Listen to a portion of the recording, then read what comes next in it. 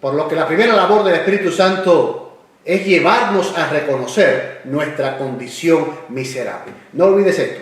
Lo primero que el Espíritu Santo quiere trabajar en ti es en que tú y yo reconozcamos nuestra condición miserable.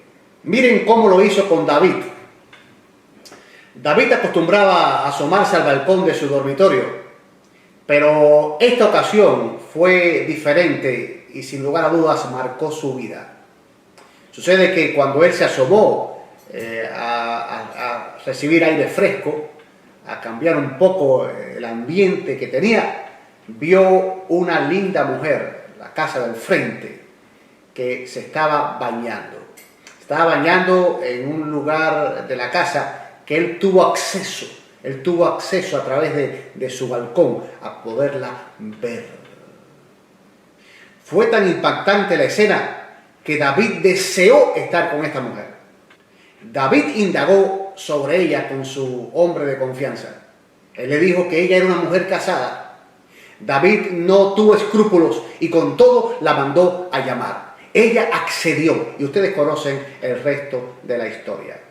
El pecado de David no solo consistió en adulterio, sino que también consistió o trajo como consecuencia el que él planeara y lograra que su esposo, un hombre llamado Urías, y que precisamente era uno de sus soldados más fieles, muriese por una estrategia que David mismo formuló. Por lo tanto, a su adulterio, David ahora había agregado homicidio. Pero cometer un pecado grave no siempre hará sentir al que lo cometió como un miserable. Y el caso de David también nos lo ilustra. Miren lo que el mismo David testifica en el Salmo 32:4. Dice él: de día y de noche me hiciste padecer. Esto que de día y de noche me hiciste padecer, en el contexto de lo que él está hablando, significa que durante días y noches, prácticamente durante todo un año, David se negó a reconocer ante el Señor su pecado. David se negó a reconocer internamente que él había cometido un pecado terrible. Felizmente, el Espíritu Santo pudo lograr eso en David. Y David dice, Salmo 32:5, te confesé mi pecado, no oculté mi maldad. Me dije, confesaré al Señor mi rebeldía. Noten, David llama al pecado rebeldía. Es la acción de no reconocer, de rebelarnos contra Dios, no solamente al cometer ese acto malo, sino también en no acceder al pedido del Espíritu Santo, al toque del Espíritu Santo, de que reconozcamos nuestra condición para él entonces poder hacer la obra de restauración. Y noten lo que dice el salmista: y tú perdonaste la maldad de mi pecado. Gloria sea a nuestro Señor. Y ahora dice David, dichoso aquel, Salmo 32:1, dichoso aquel cuyo pecado es perdonado y cuya maldad queda absuelta. Esta palabra que se traduce aquí como dichoso en el hebreo es una palabra que habla de una felicidad extrema. Algunos dicen que es una felicidad multiplicada por 7. Es alguien extremadamente feliz, alguien súper dichoso. ¿Quién es el dichoso? Dichoso aquel cuyo pecado es perdonado y cuya maldad queda absuelta. Pero quiero decirte que para que el Señor logre eso en tu vida y para que tú logres tener esa dicha y esa felicidad espiritual abundante, tú tienes que en primer lugar dejar de ser rebelde y reconocer tu condición miserable. David dice un detalle muy interesante aquí, en el versículo 10, y yo lo leo en la Reina Valera contemporánea. Él dice, al malvado le esperan muchas aflicciones. Si nosotros sacamos este texto de su contexto, podremos aplicarlo a cualquier persona que está en el mundo, que está en la calle, lejos de Dios, que nunca se ha entregado al Señor, que no quiere saber de Dios, que nunca ha ido a una iglesia, que nunca ha leído la Biblia, alguien completamente en una condición impía.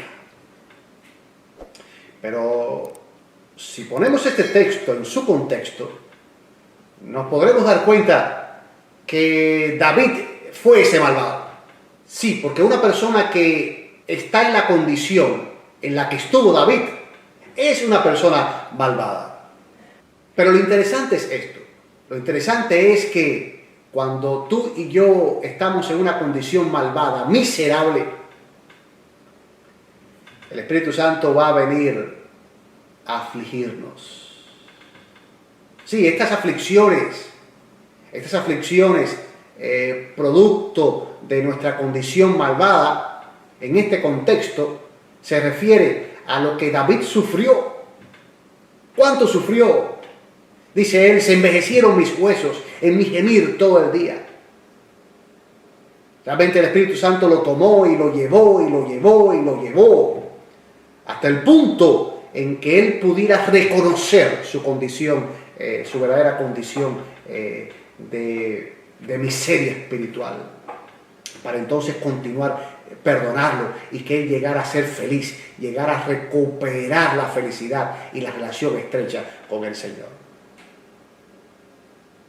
Sí, al malvado le esperan muchas aflicciones. A la persona que no reconoce, que se empeña en no reconocer su pecado. A la persona que se empeña en no reconocer su condición miserable, le esperan muchas aflicciones, porque el Espíritu Santo, por amor, va a trabajar en ti para llevarte a ese punto, para entonces poderte bendecir abundantemente. Sigue diciendo el salmista en el versículo 9, y ahora lo leo en la versión Dios habla hoy: no seas como el mulo o el caballo, que no pueden entender y hay que detener su brío con el freno y con la rienda, pues de otra manera no se acercan a ti.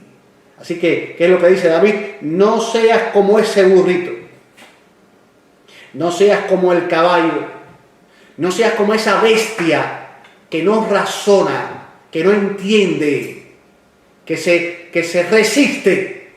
No seas como un animal. Ahora, vean ustedes el versículo que leí hace un momento, el versículo 10, con la última parte que está muy interesante. Dice, al malvado le esperan muchas aflicciones, pero la misericordia del Señor acompaña a todos los que confían en Él. Gloria a Dios. Es decir que cuando tú dejas de ser un malvado porque tú reconoces tu pecado, entonces Dios puede tener contigo misericordia. La misericordia es el recurso de Dios para ayudar a todo aquel que reconoce, que acepta, que admite su condición espiritualmente miserable.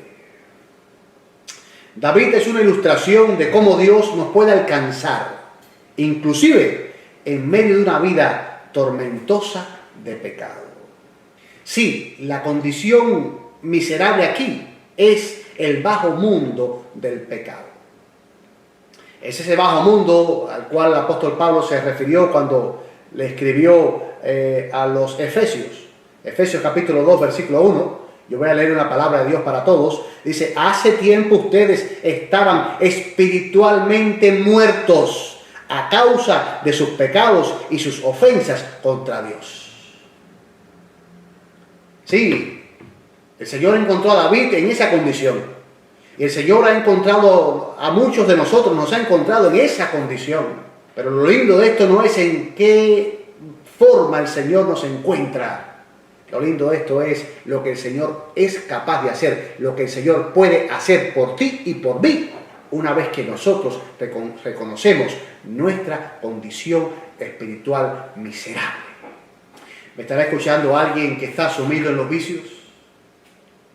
¿Me estará escuchando alguien que está metido en una vida doble, en una vida de adulterio, en una vida deshonesta. ¿Me estará escuchando alguien que está tramando destruir a otra persona? ¿Me estará escuchando alguien que está metido en un mundo de chismes, de bretes, de intrigas? ¿Me estará escuchando alguien que está todo el tiempo planeando cómo robarle a los demás?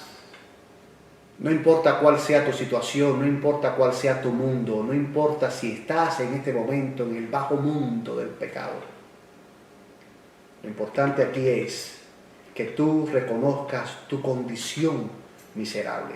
Lo importante aquí es que tú accedas, que tú no justifiques tu pecado, que tú no digas, mira, otros lo hacen peor que yo.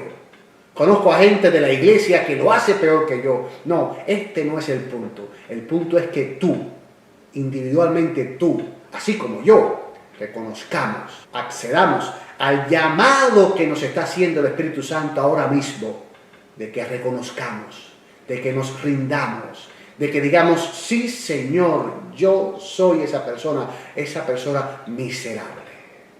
Y cuando no reconocemos nuestra condición miserable, le es muy difícil al Espíritu Santo, o prácticamente imposible al Espíritu Santo poder lograr las otras cosas en nosotros. Entrégate, reconoce tu condición, dile sí al Espíritu.